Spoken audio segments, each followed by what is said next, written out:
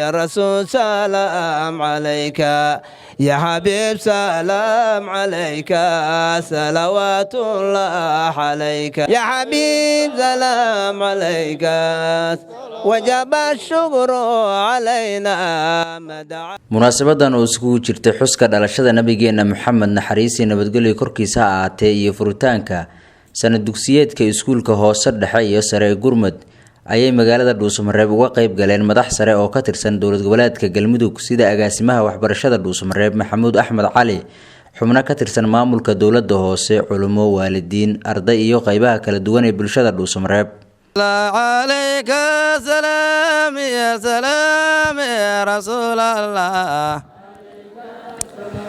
صبر رسولك جدك نصرادو سبنكي مذهب دلك كسارو سورة قرآن كيو دين تكيسي فيه صحنا قدقايو سرت أهلكوبي نبي قيل لسيو رسول الله عليك سلامي عليك سلامي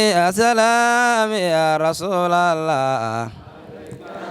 صبنا ورسولك حق سورة قليو كي ساري حما سيدي وناقو سير ذهبان يكي ربست كي سيحاران كصومو سرت أهلكوبين نبي قيل لسيو رسول الله عليك سلامي maamulaha iskuulka hoose dhexe iyo sare ee Gurmad Ciise Maxamed Axmed oo ugu horeyn madashan ka hadlay ayaa faahfaahiyay nuxurka xafladan. xafladan waxay iska saareyd oo aan ugu talagalnay weyneynta xabiibkeena Maxamed Cali salaatu wasalaam iyo sidoo kale xafladii sanad dugsiyeedka iskuulka ee xogaa dib inooga dhacday waa mahadsan yihiin marka dadkii nagala soo qayb galay culimadiina wacdisay iyo dadkii waalidiinta ahaa ee dhiirigelinta wanaagsan noo soo jeediyay aad bay u mahadsan yihiin waqti kulul ayaan ku jirnaa qoraxdiina waa ay kululaatay waxaan rabnaa inaan iska soo gabagabayno insha Allah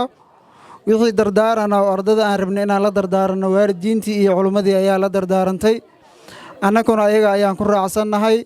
wax allaale wixii ku wanaagsan xagga diintana maadaama aan dad islaam nahay waa ay wanaagsan yihiin wax alla wixii ka soo horjeeda oo liddi ku ah diinteena suuban iyo dhaqankeena wanaagsan ee Soomaaliyeedna waan ka soo horjeednaa marka waxaan codsanaynaa inta aan la gaarin ardayda xoogaa ka faquuqan ardayda kale ee aan ku fiicnayn akhlaaqdaas wanaagsan waxaan ka codsanaynaa inay ardada la mid noqdaan wadada wanaagsanna ay raacaan shaydaanku waxa uu ku qurxiyo waxba maahan waa wax maalmaha hore kala qurxoonaanaya qofka hadii uu dhinto maadaama annaka dhamaanahay dad dhimasho u wada socda maalinta dhimanto waxa marqaati ku noqon doona qof walba oo ku arkaa hadii aad food leedahay ama aad fool xun tahay ama aad diinta ku dhaqmaynin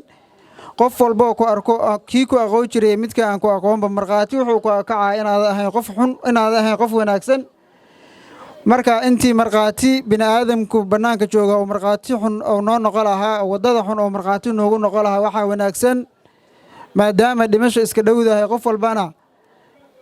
qofkii maanta jooga inuu bari gaarayo aan la ogeyn qof walba waxaan ka codsanaynaa inuu sida wanaagsan ee loogu talagalay oo islaamnimadu ay noogu talagashay oo diintu noogu talagashay inaan raacno ayaan codsanaynaa Sheekh Bashiir Sheekh Cali iyo Sheekh Cabdiwali Xaaji Diiriya ayaa dhankooda ardada iskuulka iyo bulshada magaalada Dhuusamareeb ku booriyay weyneynta iyo xuska dhalashada nabigeena Maxamed naxariis iyo nabadgelyo korkiisa ahaatee oo ay ku beegan tahay bishan markii uu dhashay. horta waa inaanu fahamnaa oo ku camal falnaa oo nu qaadanaa rasuulka Cali salaatu wasalaam waxa lagu yaqaan al-afu hadii laga xanaajiyo nabiga Cali salaatu wasalaam oo iska dhaafi jiray waxaa lagu yaqaan al-hilm dulqaad waxaa lagu yaqaan ar-rifqa dhimrin waxaa lagu yaqaan nabiyuna saxanaaqan salaatullaahi wasalaamu calayhi waxaa ilaahay siiyey al-akhlaaq kaamila baa nabiga ilaahay siiyey salaatullaahi wasalaamu calayhi waxaa nooga hadlay ardaygii meeshaan aad noo wacdiyey ee siiradii ka hadlayay ayaa wuxuu ka hadlay iyadoo faahfaahsan oo dhammaystiran rasuulka ilaahay baa quraankiisa wuxuu ku leeyahay wa innaka la'ala khuluqin cadiim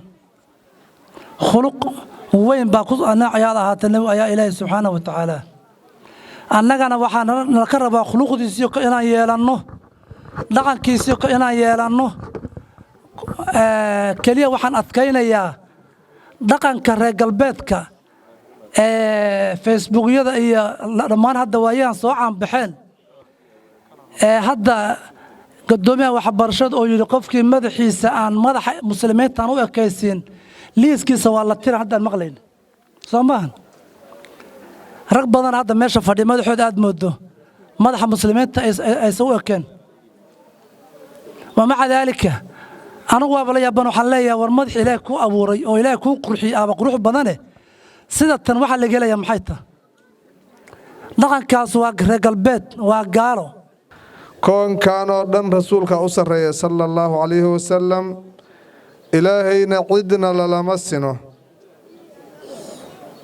حست كل فخار غير مشترك رسولك صلى الله عليه وسلم وحو كوبي رسولكينا وحلو فعنه نسبك أخلاق رسالة انت إلهي سبحانه وتعالى وكل مي إذن لما وذاكت سادرت وحي رهدان علماء منتهى الفضل في العوالم جمعا فوقه من كمالك الابتداء انت كلا وحلا وحا أهل فضله إلهي وناكسي ملائكة هديهين دي أنبياء هايين دي داد صالحين هايين ماشا آياغا فضل قودو وكل ماضو إوقبا قبودا نبيغا فضل قيسو كبلا ودا صلى الله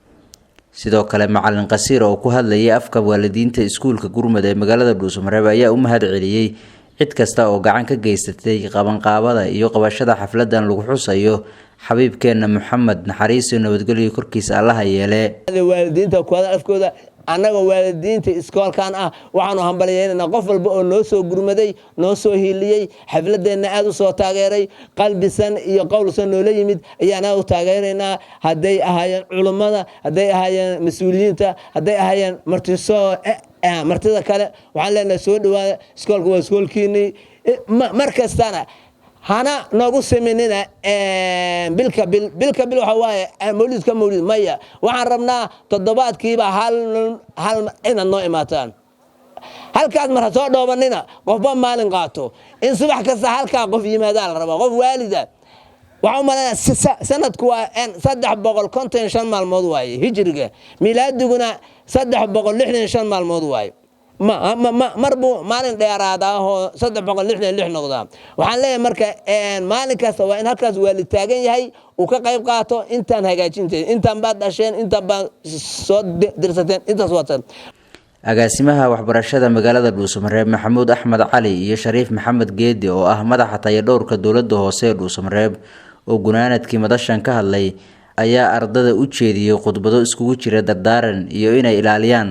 dhaqanka diinta islaamka wiilasha waxaan leeyahay ilaahay ka cabsada haddaad dhimataan timahan wallaahi maanta inaan idinku aasi doonin haddii aad dhimataan waalidkiin araggaan aad leedihiin in idinku aasa raalli kama ahan diintuna ma qabto laakiin adiga maantay maxaa la yidhaahdaa halkan jooga ee noocaan isu ekaysiiyeyo waxaa suurtagal ah saacaddaadu meesha ay gaaraysa ma ogida adigoo noocaan madaxaagu yahay inaad dhimatid taasna waa ayaan darro gabdhaha sanka durtay ama qaarkood wajiga xogay ee dhiigga u yeelayo adunkuna ilaahay ka cabsada dad waxbaraya ayaa nahay inaan ka cabsano wacdiga iyo tawjiihinta ceeb waa tin haddii aad isleedihiin dhaqankanagu wuxuu ahaa tin isla eg oo weyn oo dheer ay ahayd oo dhinacna ka xirnayn